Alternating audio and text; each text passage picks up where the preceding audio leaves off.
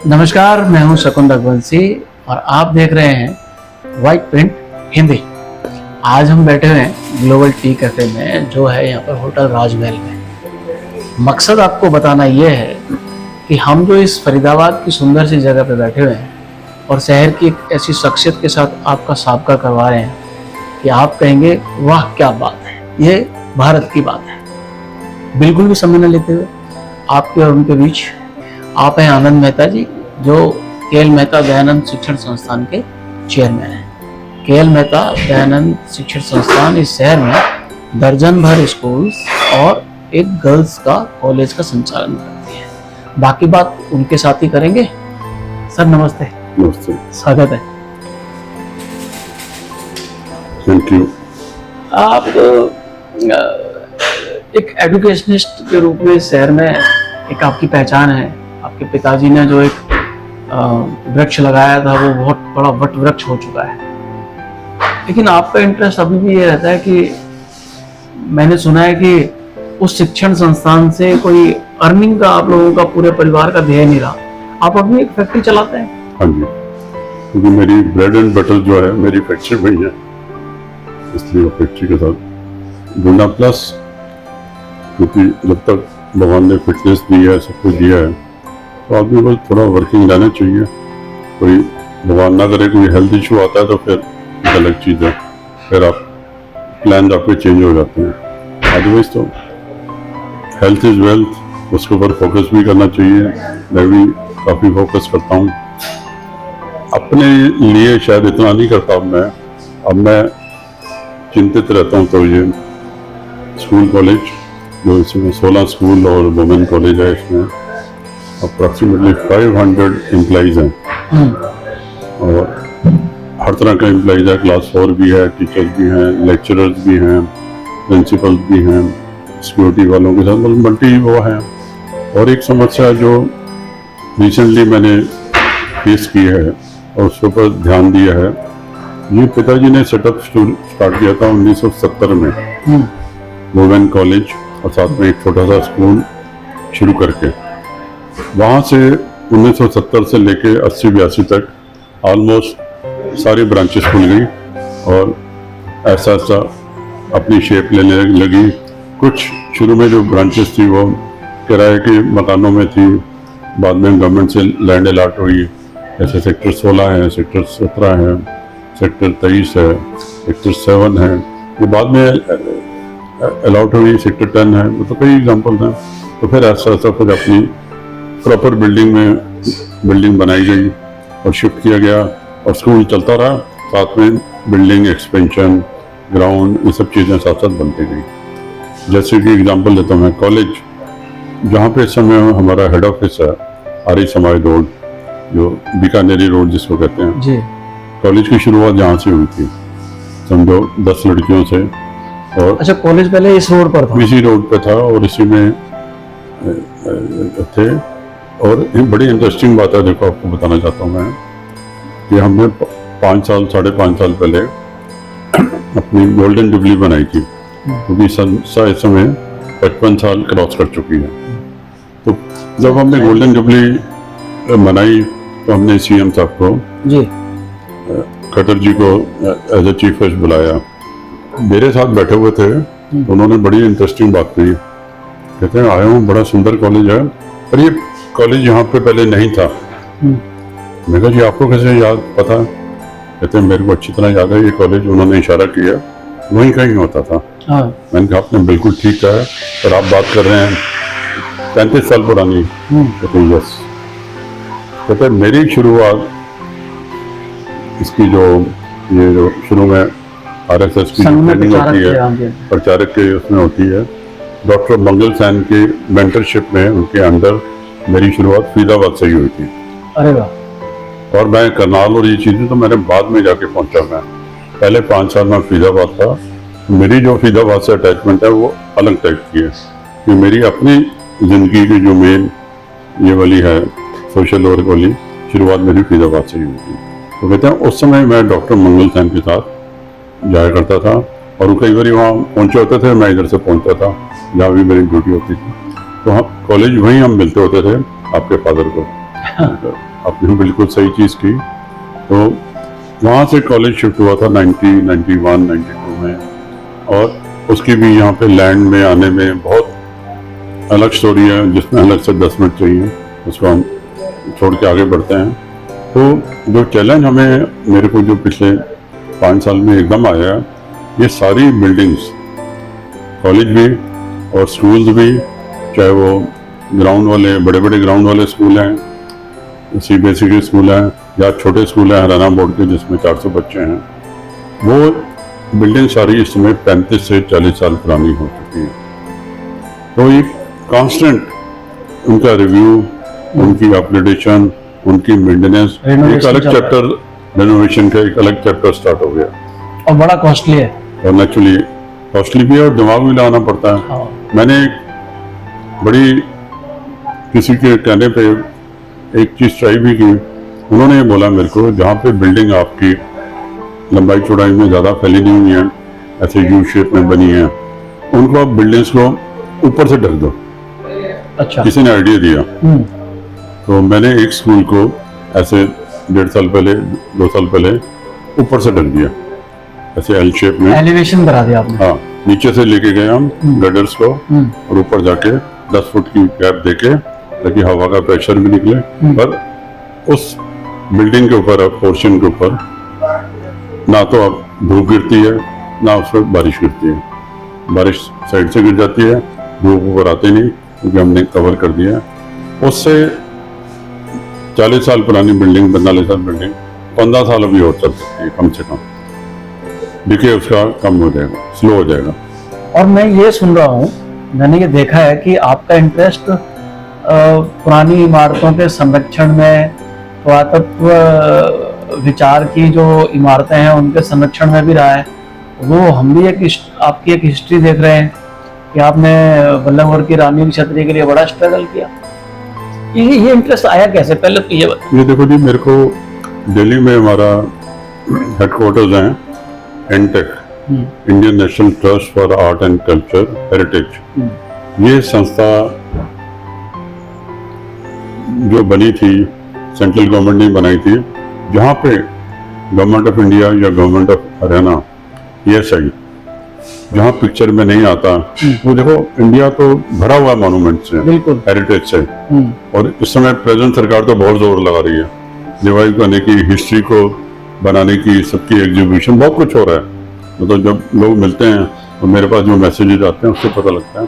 Sir तो मैं टोकूंगा, आज भी हम लोग अभी एक मीटिंग करके आए हैं, DC साहब ने मीटिंग की है, और वो शहर में पूरा हो रहा है, खोज रहे हैं कि 75 years and old manuscripts research हो रही है, और सारी इकट्ठे कर, मेरे को भी फोन आया था जी सर, SGM साहब को, मेरे को भी आया था, और वो ढूंढ रहे हैं और चीजें मिल भी रही हैं जी। तो मैं ऐसे रानी की छतरी, राजा नारसिंह महल, गुरुकुल कांगड़ी जो इधर इंद्रप्रस्थ गुरुकुल, इनके साथ मैं भी कोशिश करके वो चीजें ढूंढ रहा हूँ जी। कि हम भी इन्वॉल्व हैं। तो मैं ये बता रहा था कि ये मेरे को 1990-92 में इन्होंने दिल्ली ऑफिस से, मेरे को पता नहीं कहाँ से उनको मेरा सोशल वर्क जुड़ा। देखो मेरा सोशल वर्क स्पोर्ट्स में था, स्पोर्ट्स बॉडीज के साथ जुड़ना शुरू किया मैंने, स्कूल कॉलेज थे ही थे, करते करते मेरे को लोगों ने फिर नेचुरली इन्होंने मेरे को स्पॉट कर लिया। रिक्वेस्ट आई कि फरीदाबाद में हमें कोई सूटेबल पर्सन नहीं मिल रहा, आप जुड़ोगे। मेरे को एकदम इंटरेस्टिंग लगी चीज़ कि हेरिटेज के साथ जुड़ना तो बहुत एक प्राउड वाली चीज़ है, आपके हार्ट में उसके लिए जगह थी, सीधा एकदम जगह थी, मैंने एकदम हाँ कर दी। उसके बाद 1992-93 से ऐसे जुड़े हम, ऐसे जुड़े थे, फिर मुड़ के नहीं देखा। मैं एक दिन अपने 2-3 दोस्तों के साथ बल्लभगढ़ के इधर से गुजर रहा था, तो अभी नया नया ही मैं इनटेक का वो बनाता ही, उस समय मैं वो था क्या कहते हैं उसको, कोक कन्वीनर जी, नंबर 2 था, चैप्टर के कोक कन्वीनर। तो मैंने वहाँ पे गाड़ी रोकी, मैंने कहा इस जगह सुनिए, इसको देखना चाहता हूँ। तो हम थोड़ा अंदर चले गए, तो हमें वहाँ जाके रानी की छतरी का सारा स्वरूप देखा। हालत बहुत ख़राब थी, सारे बुशेज और क्या क्या ऐसे, मतलब अजीब सी। मेरे पास वो फोटो अभी भी है, संभाल के रखी है मैंने, बहुत ही अजीब कंडीशन में थी। और मेरे को बड़ा पिंच हुआ, ये कोई हेरिटेज मोनूमेंट को ऐसे रखने का कोई तरीका थोड़ी है। ये अभी हम देख ही रहे थे, बातचीत कर रहे थे, देख रहे थे, तब तक डीसी साहब होते थे यहाँ उस समय राम निवास जी, जी 1994, 95, 96। राजा नाहर सिंह महल, ये वो थी हवेली जो है, ये उस समय कोर्ट का वो बना हुआ था, बल्लभगढ़। अच्छा बल्लभ कचहरी बनी हुई थी ये, इनका सारा पेपर वर्क ये वो, उन्होंने इसको रुकवाया, वो पेपर वगैरह सब बाहर शिफ्ट किया। उन्होंने नाहर सिंह महल को लोगों की मदद से, एडमिनिस्ट्रेशन के बाद अपने भी अरेंजमेंट होते हैं, इसको रिवाइव करना शुरू कर दिया, रिस्टोर करना शुरू कर दिया। तो हम वहाँ भी पहुँचे, पर क्योंकि उनका पहुँच थी, कनेक्शन थे, 3 साल में फटाफट अपने टेन्योर में उन्होंने एक चीज़ बना के और रेडी ESI को ऑफर कर दी, या हरियाणा टूरिज्म ले ले। बाद में इसको हरियाणा टूरिज्म ले लिया, और ये इस समय as a resort get together भी कर सकते हो, आप शादी भी कर सकते हो, कुछ कमरे भी हैं वहाँ पे, पार्टीज भी कर सकते हो। और आप उसका कारण बने और रामनिवास जी ने उसको? नहीं, मैं अभी जुड़ा ही था, अच्छा, देख ही रहा था मैं, तो रामनिवास जी ने किया, हमें और अच्छा लगा। वो नहीं कहते हैं सर कि जब आप कुछ चाहते हैं दिल से तो कायनात उसको पूरा करने लगती है। वो बड़ा अच्छा लगा। फिर उसके बाद थोड़ा सा गैप पड़ा, तो हमने वही छतरी को दोबारा देखना शुरू किया। अब वो छतरी ठीक लग नहीं रही थी, मैंने उसके लिए क्या किया, डिसाइड किया कि हमने उन दिनों में स्कूल्स को मेंबर द्वारा बनाना शुरू किया था।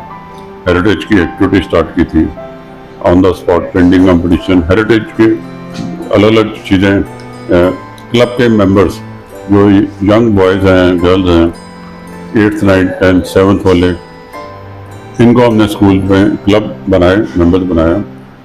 हम नेक्स्ट जनरेशन जैसे आप हैं, इसको भी विरासत में देके जाएंगे, जो सिलसिला चल रहा है। बिल्कुल। उसके बाद जो नेक्स्ट जनरेशन है वो स्कूल वाले बच्चे हैं, कॉलेज जा रहे हैं, जो इनको अगर हम इन्वॉल्व नहीं करते, जैसे अब देखो इस समय मोदी सरकार हर चीज़ में बहुत एफर्ट करेगी कि ये जो हमारी पुरानी सभ्यता है, पुराना आर्ट है, कल्चर है, इसको संभालो, छोड़ नहीं सकते आप इसको, अलाउड ही नहीं छोड़ना आपका। चाहे वो पुरानी वाटर बॉडी भी है, जिसको क्या हिंदी में कहते हैं, तालाब, उनको भी नहीं, तालाब भी उनका नाम होता है, जिसमें बड़ी बड़ी वो बनी हुई है, बावड़ी वाटर स्टोरेज के लिए। दिल्ली में भी जगह जगह पे उनको भी रिवाइव कर रहे हैं, क्योंकि अगर आप उनका पर्पस देखो तो डेफिनेटली पर्पस था उनका, एक वाटर का सेंटर था आपका, जिससे आप आसपास ट्यूबवेल लगा के या पाइपलाइन लगा के वाटर को रिचार्ज करने का तरीका बहुत अच्छा तरीका था। और जगह जगह पे वो बनी हुई है, दिल्ली में तो कम से कम 10, 12, 14 अभी भी हैं, पर वो सब खराब हो चुकी हैं, अब रिवाइव हो रही हैं। ऐसे ही ये वाटर बॉडी रानी की छतरी के साथ है, इसको भी हमें रिवाइव करना चाहिए, ताकि उस एरिया के लिए फिर एक वाटर स्टोरेज भी बन जाती है, और इसकी अपनी ब्यूटी तो रहेगी।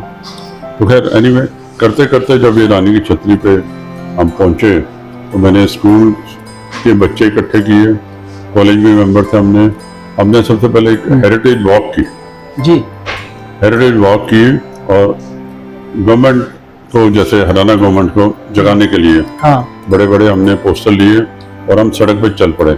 अच्छा, आपने हैंडबिल्स साथ में लिए? हाँ, सबने, हमारा रिकॉर्ड है अभी भी। हम छतरी से स्टार्ट हुए और महल पे जाके रुके, और SGM साहब को भी बुला लिया, और सारा करके फिर जाके हमने सारे रिक्वायरमेंट अपनी DC साहब को दी। तो इसकी हमने टेस्टिंग कराई, रिपोर्ट बनवाई, तो पता लगा कि यस, फाइलिंग हुई होगी, हाँ सारा कुछ किया, तो उसमें ये आया कि यस सब कुछ स्ट्रॉन्ग है, आप इसको आगे बढ़ जाओ। तो इनिशियल जो DPR होती है, रिपोर्ट बनी, उसके बाद फिर उस समय सरकार में हुडा साहब वो थे, CM थे, हमने मैम को इन्वॉल्व किया, बल्लभगढ़ वाली जो MLA हमारी, उनको इन्वॉल्व किया, और करके हमें यहाँ पे कमिश्नर होते थे MCF में, उन्होंने बड़ी हेल्प की उस समय। उन्होंने उस समय हमें राजेश कुल्लर नहीं, उनके बाद की बात, CR राणा नहीं, मैं नाम बोल रहा हूँ, फोटोज आए इकट्ठे, हमने उसकी नारियल तोड़ा था, उन्होंने बड़ी हेल्प की, क्योंकि उनके अंदर वो चीज़ थी, और कुल्लर साहब के अंदर भी ये चीज़ थी कि ये चीज़ होनी चाहिए। तो हमने वहाँ उसको, उनकी हेल्प लेके सिर्फ 10 लाख रुपए मिले थे। अच्छा, ठीक है, उसमें से 1.5-2 लाख रुपए तो ये सारी रिपोर्टिंग में जो बनी, जो प्रोफेशनल्स को बुलाया हमने, टेस्टिंग हुई, उसमें लग गए। उसके बाद हमारे पास थे 7-8 लाख रुपए, हमने उसका एक हिस्सा जब हम ये कर ही रहे थे, हमने जो किया था सारा कुछ, उन दिनों ही in the month of August तेज तूफान आया, बारिश आई और एक उसका झरोखा गिर गया। अच्छा। फ्रंट वाला उसका झरोखा ही गिर गया। रानी की छतरी की बात कर रहा हूँ। जी जी जी। तो अब हमने सबसे पहले वो झरोखा नया बनवाया, जब हमें पैसे मिले वो झरोखे पे लग गए 3-4 लाख रुपए। सारी उसकी सफाई कराई जेसीबी से, सारी मतलब शक्ल ठीक की उसकी। बहुत ही गंदी शक्ल में था, ऐसे बुशेज और पेड़ और क्या क्या, छतों से लीक हो रहा था पानी, वो रिक्वायरी, ताकि कुछ तो प्रेजेंटेबल बने। अच्छा, पैसे थे नहीं। अब आखिरी 1 लाख रुपए बचा था, तो जो हमारा कॉन्ट्रैक्टर था उसने बोला जी साहब या तो पैसे लाओ ताकि हम आगे काम बढ़ाएं, और नहीं है तो 1 लाख का फिर क्या करना है ये सोचो, क्योंकि अगर हमने मानू मंडप छोड़ दिया तो आज तो एक झरोखा गिरा है, आपने इसको टिका दिया, ठीक कर दिया, 3 झरोखे और हैं इसी तरीके से, वो सारे कमजोर हैं, मतलब ऐसे वो ओवर हैंग करते हैं झरोखे। जी जी जी।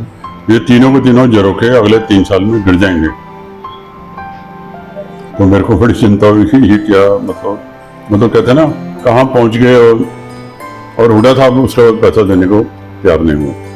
With due respect to him, बहुत कोशिश की हमने, पैसा नहीं मिला। तो अब बचा था 1 लाख रुपए, हमने उसके 1 लाख रुपए अपनी इंजीनियरिंग की, और चारों झरोखे ऐसे गटर लगा के, हाँ मैंने देखे हैं उसमें लोहे के गटर लगे हुए हैं, उसको अब हमने डेकोरेट करके वेलकम गेट बना हाँ जी दिया। हाँ जी। वो वेलकम गेट को अगर अंदर से ऐसे खोल के देखोगे या उसका एक पत्थर हटाओगे तो आपको अंदर वो दिख जाएगा।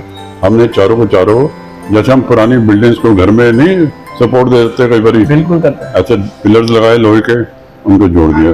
पुरानी गटर दिल्ली से। चांदनी चौक तो वहाँ पर बहुत हाँ, आम बहुत है, मिलेंगे आपको बहुत ये आम है। चीज़। उस तरीके से हमने इसको फिर बचाया, वो चारों लगा दिया हमने, और मेरे को एटलीस्ट ये हो गया कि अब गिरेगा नहीं।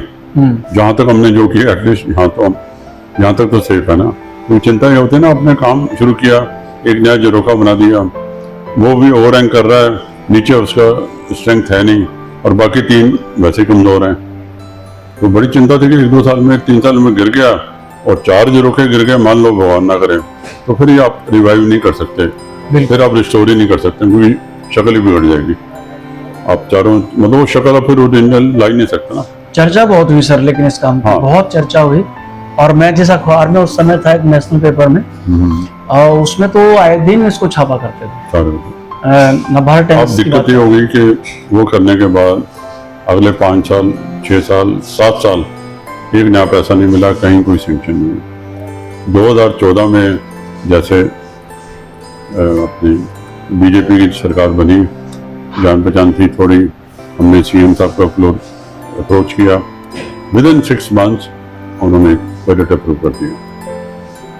मतलब देखो, लोकल एमएलए वगैरह करते करते हमें 1 साल लग गया प्रोसेस में, तो हम उन्होंने बजट अप्रूव कर दिया, और हमने फिर इसकी दोबारा 3-4 साल 5 साल लगा के पूरी इसकी 1.25 करोड़ 1.5 करोड़ का बजट था, पूरी रानी की छतरी को रिस्टोर कराया, पूरी वाटर बॉडी को रिस्टोर कराया, सारे स्टेप दोबारा बने, आसपास का एनवायरनमेंट सारा ठीक किया, और बाहर इसके पत्थर वगैरह लगा के फ्लोर भी ठीक किया। अब बड़ा सुंदर सा लगता है। और अंदर का जो फ्लोर है वो नहीं कर पाए, क्योंकि पैसे उस समय भी जो मिले थे वो खर्च हो गए। पर इस समय फिर वहाँ पे काम चल रहा है पीएसआई के अंडर, और सरकार ने बजट सैंक्शन किया, तो अंदर का फ्लोर और जो काम थोड़े रह गए थे वो सारे कंप्लीट हो वो चल रहे हैं, और आप बड़े प्रसन्नता होगी आप। मेरे को एक वो था, कहते ना, मेरे दिल दिमाग में एक वो थी, मेरा ड्रीम जैसे होता है कि इसको मैंने हर हालत में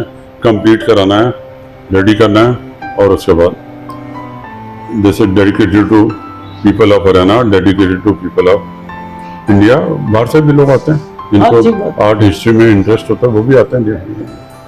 देश में 150 करोड़ से ज्यादा की जनसंख्या है, दुनिया में 800 करोड़ बोलते हैं, लेकिन जिनके दिल में दर्द होता है समाज के लिए, क्षेत्र के लिए, वो एक ऐसा फेस हो सकता है।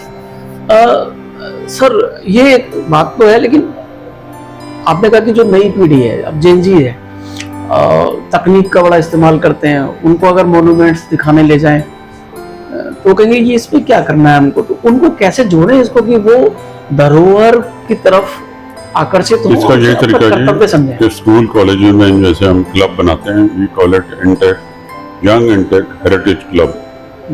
उसमें जब आप उनको बनाते हैं मेंबर, उनको बैच देते हैं, एक छोटा सा पासपोर्ट देते हैं, अपनी एक्टिविटीज रिकॉर्ड करो, फिर हम स्कूल वालों को बोलते हैं बसेज अरेंज करो, सुबह इनको 9 बजे साइट पे लेके जाओ, दिखा के लाओ, और वहाँ पे शॉर्ट में उनको हिस्ट्री बताओ, कैसे कैसे क्या स्ट्रगल हुई और इसका बैकग्राउंड क्या है, मतलब राजा नाहर सिंह कौन थे, उनकी जो वाइफ थी महारानी थी, थोड़ा सा उनकी हिस्ट्री भी दो।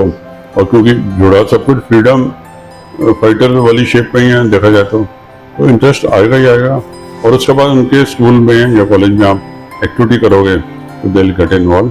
यही तरीका है ताकि वो फ्यूचर में फिर ऐसा ऐसा जुड़ेंगे। इंटेक संस्था, ये मेरे लिए भी नई जानकारी आज सर ने दी है कि यंग क्लब भी बना रहे हैं, मतलब जो नए बच्चे हैं, जो स्टूडेंट्स हैं, उनको भी उसमें जोड़ रहे हैं। तो मैं स्कूल के ओनर्स, मालिकों को, संस्थाओं को, ऐसे इंस्टीट्यूशंस को, कॉलेजेस बॉडी को मैं इनवाइट करता हूँ कि आप इस तरह के संस्था में, इंटेक में जुड़ें। आप आनंद मेहता जी से मिल सकते हैं और इस तरह के टूर आप ऑर्गेनाइज करें। वहाँ पर सर अपनी तरफ से गाइड्स को अरेंज करेंगे या खुद भी हो सकता है अपना मार्गदर्शन देने के लिए अवेलेबल हों, क्योंकि ये बहुत ज़्यादा ज़रूरी है कि हम अपने आने वाली पीढ़ी को बीते हुए कल के साथ जोड़ कर रखें। यही एक भारत के प्रति, देश के प्रति एक प्रकार की देशभक्ति है। सर ये रानी की छतरी क्यों बोलते? ये रानी की छतरी इसलिए बोलते हैं कि जो राजा नाहर सिंह, जिन्होंने बल्लभगढ़ में फ्रीडम फाइटर की शेप में काम किया, उनका वो महल होता था जो इस समय हरियाणा टूरिज्म के अंदर है जी। तो रानी जो है इस पर्टिकुलर छतरी पे आके आराम करती थी। इवन ये वो जो वाटर बॉडी है उसको यूज भी करती थी। अब एक इंटरेस्टिंग चीज और भी है इसमें, ये महल और ये छतरी अंदर टनल शेप में जुड़े हुए हैं। अच्छा, छतरी और महल। और अपने दासियों को साथ लेके महारानी अंदर अंदर से आती थी, सड़क से नहीं आती थी, कार से नहीं आती थी, पैदल। क्योंकि शॉर्टकट में पैदल देखोगे जैसे लगी 300 मीटर्स और टनल में जाओ तो। अच्छा, उसकी हाइट कितनी है किसकी? टनल की? टनल नीचे है ना। अच्छा, अंडरग्राउंड टनल है, जमीन से वो 7-8 मीटर नीचे बनी हुई है। 7-8 मीटर नीचे? नीचे बनी है, आज भी है। पर इसको हमने सोचा एक बारी 8-10 साल पहले इसको भी रिवाइव करते हैं ताकि एक टूरिस्ट स्पॉट बन जाए और उधर से इधर आना पड़े तो उनके लिए एक बहुत यूनिक एक्सपीरियंस हो जाएगा। बिल्कुल डेफिनेट। आप 2 मॉन्यूमेंट्स को टनल के थ्रू जाके देख रहे हैं, ओरिजिनल हिस्ट्री में चले जाओगे आप। बिल्कुल। पर उसमें क्या हो गया, क्योंकि 100 साल 120 साल पुरानी चीजें हैं, तो वो टनल के ऊपर अभी रिसेंटली वहाँ पे बल्लभगढ़ का SDM ऑफिस और ये सारी बिल्डिंग जरा बनी है, बन गई है उसके ऊपर। बन गई है उसके ऊपर। रिस्क अगर नहीं ले आप सकता। रिस्क नहीं ले सकते, वो बिल्डिंग गिर जाएंगी। वेट बहुत हो गया उसका। और ये गारंटी भी नहीं है कि वो खुद ही कोलैप्स ना कर जाए टनल, हम कोशिश करें तो। पुरानी है ना, पुरानी, और देख रेख है नहीं, या तो चली आती तो देख रेख में आप उसको रीइंफोर्स कर लेते हैं। ऐसी और क्या जगह फरीदाबाद में है जो फरीदाबाद में देश देखो, दुनिया से लोग आकर देखें? 2 चीजें तो इकट्ठी हो गई, नारसिंह महल और रानी की छतरी। इसके अलावा मंजावली में 2 चीजें हो रहे हैं। एक छोटी सी छतरी है, उसकी भी हिस्ट्री है, और एक छोटा सा वहाँ पे महल या छतरी आप कह लो, एक छोटा, आज के अखबार में दैनिक जागरण में सारा कुछ छपा हुआ उन दोनों का। आज के में? हाँ, व्हाट अ कोइंसिडेंस। चांस की बात है, आज ही छपा हुआ है। अब उसमें हम इंटेक उसमें जुड़ने वाली है, क्योंकि हमारा नेक्स्ट प्रोजेक्ट है, उनको भी हम रिवाइव करेंगे, रिस्टोर कराएंगे, उसको हम वो कराएंगे, उसको ठीक करेंगे। फरीदाबाद में अगर आप और हिस्ट्री में जाएं तो जब लोग पैदल चलते थे दिल्ली से आगरा, दिल्ली से मथुरा, तो कोई तरीका नहीं था कितने किलोमीटर चल रही है, कितने मील चल रही है। तो हर मील के बाद एक छोटी सी कोस मीनार बनाई हुई थी उन दोनों में लोगों ने, वो आज भी हैं। आज भी हैं। ये क्रॉस मीनार आपको कलोल में मिलेगी, बल्लभगढ़ में मिलेगी, और 29 में भी है, 29 में 37 सेक्टर में पार्क के अंदर लोगों ने प्रिजर्व की हुई है, बहुत सुंदर है, देख के मजा आता है उसको, क्रॉस मीनार। तो ये भी हमारी हिस्ट्री का पुराना छोटे से मॉन्यूमेंट है ये। Then Surajkund itself is a monument, जो कुंड है उसका, कुंड में वो बचपन में मेरे को याद है, हम वहाँ पे वो करते थे, बोटिंग करते थे कुंड में, प्रॉपर चलता था, जैसे भटकल लेक भी चलती थी ऐसे कुंड भी चलता था। भटकल लेक में आपने बोटिंग की है? भटकल लेक में बहुत बोटिंग की है। देखो आप मेरे को फरीदाबाद में आए हुए, मैं जब 4 साल का बच्चा था, जब फादर मेरे को लेके आए थे, आज फरीदाबाद में आए मेरे को 70 साल हो गए, 70 ईयर्स। तो फरीदाबाद का एक एक घर बनते हुए, एक एक स्कूल बनते हुए, गिरते हुए, सब कुछ देखा, सब कुछ देखा। और जो ओरिजिनल फरीदाबाद था वो 1 नंबर नेहरू ग्राउंड, थोड़ा सा ओल्ड फरीदाबाद और थोड़ा सा बल्लभगढ़, बीच में बाकी कुछ भी नहीं था। वो टाइम भी देखा, डीटीसी की पुरानी बसों में हम दिल्ली जाया करते थे। डीटीसी बस आती थी? हाँ, उसी में जाना, फिर थोड़ा थोड़ा रेलवे स्टार्ट हुआ। तो ये सब चीज़ें मतलब देख देख के हम बड़े हुए, क्योंकि बचपन हमारा यहीं बीता हुआ। परसों मंदिर गए आप कभी? नहीं, अब जो और यहाँ पर फरीदाबाद में जो इंटरेस्टिंग चीज़ें हैं, ओल्ड फरीदाबाद में बड़ा ही तालाब है जी, उसको भी हमें रिवाइव करके प्रॉपरली करना चाहिए। थोड़ा और आगे जाते हैं, लेकिन वो तो घेर लिया उन्होंने, उस पर STP बना दिया पूरा। थोड़ा आगे जाते हैं, पलवल में ये क्रॉस मीनार बना रहे हैं, एक गांधी जी का वो है जहाँ पे आकर गांधी जी कभी रुके थे, एक आश्रम है। और आगे जाते हैं तो बहुत बड़ा तालाब है, सती तालाब जी, होटल में, जी, जैसे कुरुक्षेत्र के बड़े बड़े कुंड बने हुए हैं ना, उस टाइप का कुंड बना हुआ है, प्रॉपरली रिवाइव्ड है।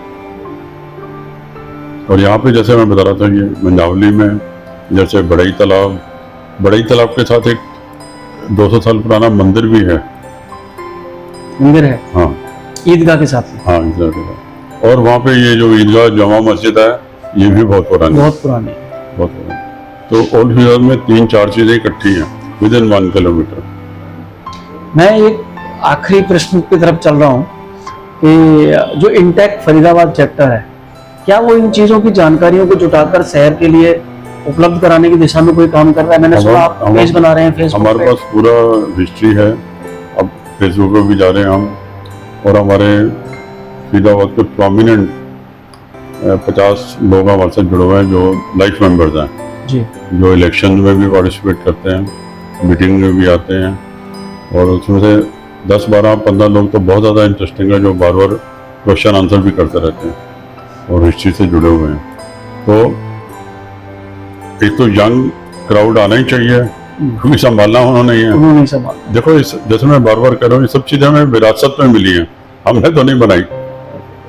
हमारी ड्यूटी बनती है कि देख रेख करके हम आगे हैंड ओवर करें आपको, आप आगे हैंड ओवर करें। तो इस तरीके से ये आज सरकार एफर्ट कर रही है, तो अगर 10 साल बाद कोई नहीं करेगा तो फिर ये कंटिन्यूटी टूट जाएगी। बहुत बड़ा काम, लेकिन बहुत सहजता से कह देते हैं। एजुकेशनिस्ट होने का ये भी एक फायदा है।